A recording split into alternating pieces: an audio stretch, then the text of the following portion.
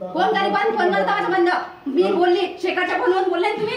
कोणाचं मी तुम्हाला मग एवढा तुम्ही कसे काय हे करून राहिले? निवेदन द्यायचं, निवेदन द्यायचं. मी घरी नाही ना.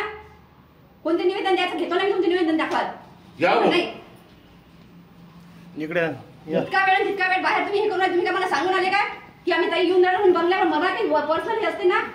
मग बोलायची नाही पद्धत असेल तुमच्या दोष बोलायची पद्धत नाही तर काहीच बोलू नाही. फक्त वंचितचे कार्यकर्ते थांबतात. वंचितचे कार्यकर्ते साहेबाचे कार्यकर्ते आपण आपल्या सगळे सन्मान आहे. एवढं निवेदन द्यायसाठी आलो की बा तुमच्या गावाचे 99 माझ्या गावात 99 मतं पडले. मी प्रयत्न केले अतोनात प्रयत्न केले. मी घरी बसलेली नव्हती. तुम्हाला जिल्हा परिषद अध्यक्ष साहेबांनी दिलं. मग साहेब विचारतील ना मला जाग. मग त्याचा तुम्ही कामात काही कमी पडले का? आम्ही फक्त आज आम्ही जिल्हा परिषद अध्यक्षाच्या बंगल्यावर आपल्याला सर्वांनाच माहित असेल की गेल्या काही दिवसा अगोदर या महाराष्ट्रामध्ये विधानसभेच्या निवडणुका पार पडल्या. त्याचाच एक भाग म्हणून जो अकोला जिल्हा हा वंचित बहुजन आघाडीचा बालेकिल्ला म्हणून ओळखला जातो.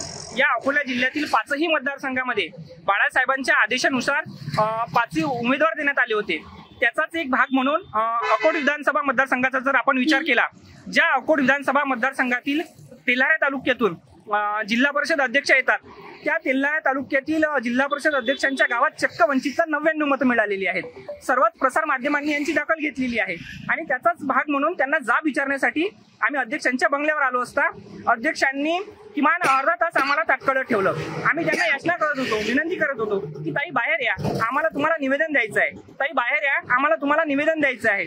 पण ताई चक्क अर्धा ते पाऊण तास बाहेर आल्या नाहीत आणि त्यानंतर त्यांनी बाहेर नाही तर आम्हाला आत बोलावलं आणि जेव्हा आम्ही आत गेलो तेव्हा ताईंची भाषा ही चक्क अरेरावीची भाषा होती आणि ताईंनी आम्हाला चक्क पोलीस कंप्लेंटची भीती दाखवली. मग पोलीस कंप्लेंटची भीती तुम्ही दाखवता आम्हाला, आम्ही कार्यकर्ते म्हणून तुम्हाला विचारायला आलो. आम्ही नक्षलवादी नाही, आम्ही आतंकवादी नाही, आम्ही चुकीच्या उद्देशाने तुमच्याकडे आलो नाही. मग तुम्ही चुकीची एवढी अरेरावीची भाषा कशी काय वापरता? कार्यकर्ता म्हणून आम्ही विचारायला आलो आणि पदाधिकारी म्हणून तुम्ही उत्तर देणं तुमचं कर्तव्य आहे. तेव्हा ताई म्हणाल्या की मला बाळासाहेब विचारतील. हो, तुम्हाला बाळासाहेब विचारतीलच, त्यात प्रश्नच नाही. पण आम्ही कार्यकर्ता म्हणून विचारलं नाही का?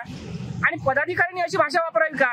मग आम्ही आमच्यासारख्या सुशिक्षित तरुणांनी पक्षामध्ये काम करत असताना जर पदाधिकारी अशी भाषा वापरत असतील तर मग आमचं काय? हाच प्रश्न आम्ही त्यांना विचारायला आलो आणि इथून पुढे हा प्रकार होणार नाही याची सर्वच पदाधिकाऱ्यांनी दखल घ्यावी अशी मी या ठिकाणी आपल्याला विनंती करतो.